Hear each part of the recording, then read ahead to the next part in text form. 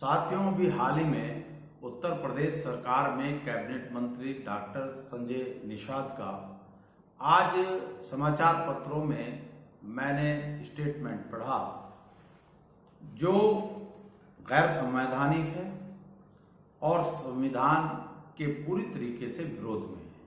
संजय निषाद कहते हैं कि मंदिरों के पास स्थित बनाई गई मस्जिदों को हटाया जाए।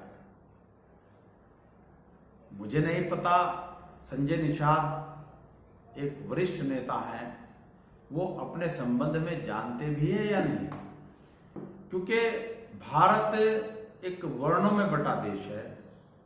यहाँ मनु ने जो भारत की जातियां हैं, जो सनातन धर्म द्वारा संचालित हिंदू धर्म के अंदर जो जातियां आती हैं, मनु ने उनको 4 टुकड़ों में बांटा है। सबसे पहले ब्राह्मण, फिर क्षत्रिय, वैश्य और शूद्र। SC, ST, OBC और माइनॉरिटी SC, ST, OBC के लोग शूद्र हैं। अब मेरी जानकारी के मुताबिक डॉक्टर संजय निषाद ना तो ब्राह्मण हैं, ना क्षत्रिय हैं और ना ही वैश्य।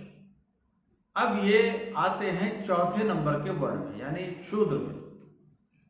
अब उसमें ये SC हैं, ST हैं या OBC, ये तो आप लोग बेहतर जानते हैं। मगर अफसोस इस बात का है कि सस्ती लोकप्रियता हासिल करने की खातिर डॉक्टर संजय निषाद जैसा व्यक्ति इतना घटिया और गैर संवैधानिक बयान देता है कि मंदिरों के पास जितनी मस्जिदें हैं उनको हटा लिया जाए।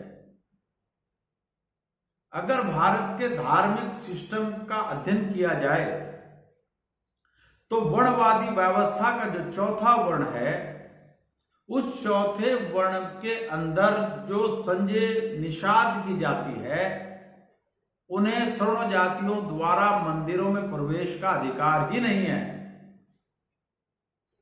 और बाबा साहब डॉक्टर भीमराव अंबेडकर के संविधान से पूर्व जब उनके द्वारा लिखा गया संविधान पार्लियामेंट में एक्सेप्ट कर लिया गया, स्वीकार कर लिया गया, तब डॉक्टर संजय निषाद जैसे लोगों को पढ़ने लिखने का अधिकार मिला, संपत्ति का अधिकार मिला, अभिव्यक्ति की आजादी का अधिकार मिला, हथियार रखने और पक्के मकानों में रहने का अधिकार मिला। अब डॉक्टर संजय निषाद जी की बुद्धि पर मुझे तरस आता है कि जिसको मंदिर में घुसने का अधिकार नहीं, जिसके पास मंदिर में प्रवेश का राइट नहीं, वो व्यक्ति सस्ती लोकप्रियता हासिल करने की खातिर, अपने आप को सुर्खियों में लाने की खातिर एक घटिया और बचकाना बयान दे रहे हैं कि मंदिरों के पास जितनी मस्जिदें हैं उनको हटा लिया जाए।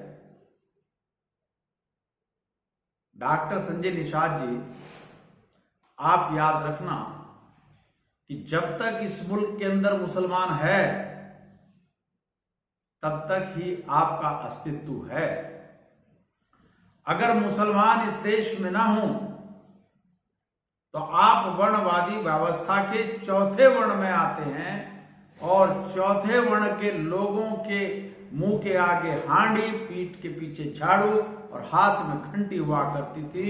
और जो अधिकार आज आपके पास है, इन तमाम अधिकारों से आप महरूम थे। इसलिए मेरा एडवोकेट इंतखाब आजाद का आपको मशवरा है कि आप राजनीति करें, पूरे प्रदेश में अपना संगठन खड़ा करें, पूरे देश के अंदर अपनी राजनीतिक शक्ति का इस्तेमाल करें, मगर सस्ती लोकप्रियता हासिल करने की खातिर आप सांप्रदायिक द्वेष भावना से ग्रस्त होकर गैर संवैधानिक बयान न दें। इससे आपकी छवि पर गलत प्रभाव पड़ता है। आप भारत के बहुजन मूल निवासी समाज से ताल्लुक रखते हैं और मुसलमान भी भारत के अंदर बहुजन मूल निवासी समाज का एक बड़ा वर्ग है। इससे आप कभी अलग नहीं हो सकते। इसलिए मेरा आपको मशवरा है कि आप सस्ती लोकप्रियता हासिल करने की खातिर गैर संवैधानिक और सांप्रदायिक द्वेष भावना से कोई बयान न दें। साथियों, आपने मेरी बात को ध्यानपूर्वक सुना, उसके लिए आपका बहुत बहुत धन्यवाद। जय मूल निवासी, जय संविधान, खुदा हाफिज।